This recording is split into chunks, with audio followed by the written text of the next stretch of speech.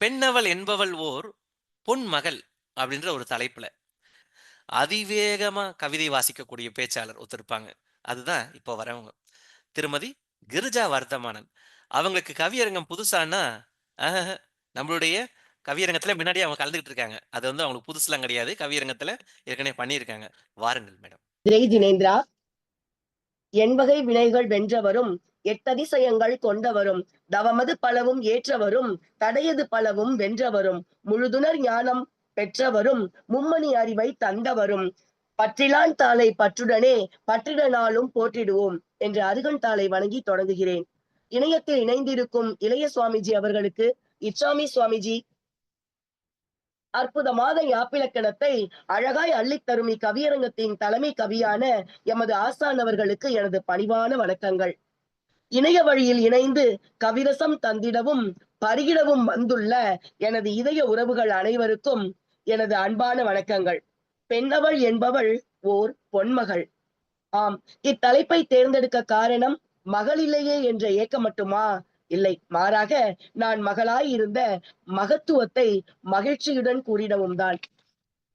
சட்டி ரத்தத்தில் சொட்டு ரத்தமாவது பெற்றோர் குணமதை பெருமையாய் கொண்டிருக்கும் தானே. உறவானாலும் நட்பானாலும் ஏற்றத்தாழ்வு ஏதுமின்றி சமமாய் பாவிக்கும் விதமாகட்டும், உபசரிக்கும் பண்பாகட்டும், எதையும் எதிர்கொள்ளும் மனோ தைரியமாகட்டும், தீர்க்கமாய் முடிவெடுக்கும் திறனாகட்டும், இவ்வாறாய் பெற்றோரை பிரதிபலிக்கும் கண்ணாடிகள் தான் மகள்கள். ஆம், அப்பாவின் அன்புக்கரசி என்றாலும் அம்மாவை கடிந்து கொள்ளும் பொழுது அம்மாவிற்கு ஆதரவு தந்து அப்பாவின் டெபாசிட்டை இழக்கச் செய்வதும் பொன்மகள் தான். பெற்றோர் அவர்தம் மகளுக்கு இஷ்டப்பட்டோ கஷ்டப்பட்டோ ஏன் கடன்பட்டோ கூட கல்வியை தர காரணம்தான் என்ன? போகும் இடத்தில் பொருளாதாரம் பெரும் பாரமானால் பொன்மகள் கைவசம் கல்வி கலன் இருந்தால் கணவனுக்கு கஷ்டமெனில் கை கொடுப்பாள், பை நிறைப்பாள் என்றல்லவா. புகுந்த இடத்தில் மகாராணியாகவே இருந்தாலும் மகள் விரும்புவது என்னவோ மடிசாய்ந்து கொள்ளும் இளவரசியைத்தான். ஆம், அப்பா அம்மாவின் மடியில் சாயும் இளவரசியைத்தான்.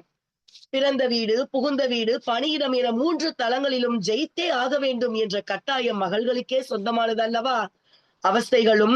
அவசரங்களும் அல்லல்களும் அவளுக்கொன்றும் சவால்கள் அல்லவே.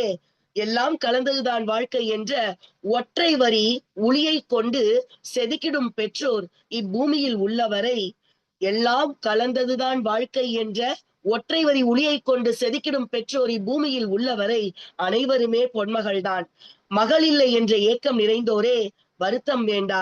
நம் மருமகளை பொன்மகளாய் போற்றிடுவோம், மாநிலம் போற்றும் மாமியாராய் வாழ்ந்திடுவோம் என்று கூறி, இனியொரு பிறவி உண்டெனில் இவர்களுக்கு மகளாய் பிறந்திடல் வேண்டும். இப்பிறவியில் செய்ய தவறியவற்றை அப்பிறவியில் செய்திடும் பாக்கியம் வேண்டும் என்று கூறி நிறைவு செய்கிறேன். அனைவருக்கும் என் இனிய மகளிர் தின வாழ்த்துக்கள். நன்றி, வணக்கம். நன்றிங்க மேடம். ஆரம்பிச்சு முடிச்சதே தெரியல. ரொம்ப அதிவேக சொல்வீச்சாளர்ன்னு சொன்னோம் இல்லையா? அத நிரூபிக்கிற மாரி வேகமா பல தரவுகள சொன்னாங்க. பொன்மகள பத்தி. மிகச்சிறப்பு மேடம். மிக்க நன்றி. வாழ்த்துக்கள். ஹாய் வியூவர்ஸ், எல்லாரும் இந்த வீடியோ பார்த்து என்ஜாய் பண்ணியிருப்பீங்கன்னு நினைக்கிறேன். இப்போ மறக்காமல் இந்த வீடியோவை லைக் பண்ணுங்கள், ஷேர் பண்ணுங்கள், கமெண்ட் பண்ணுங்கள். இதே மாதிரி இன்னும் நிறைய நல்ல நல்ல வீடியோஸ் பார்க்கணுன்னா மறக்காமல் இந்த ஆதி பகவன் சேனலை சப்ஸ்கிரைப் பண்ணுங்கள்.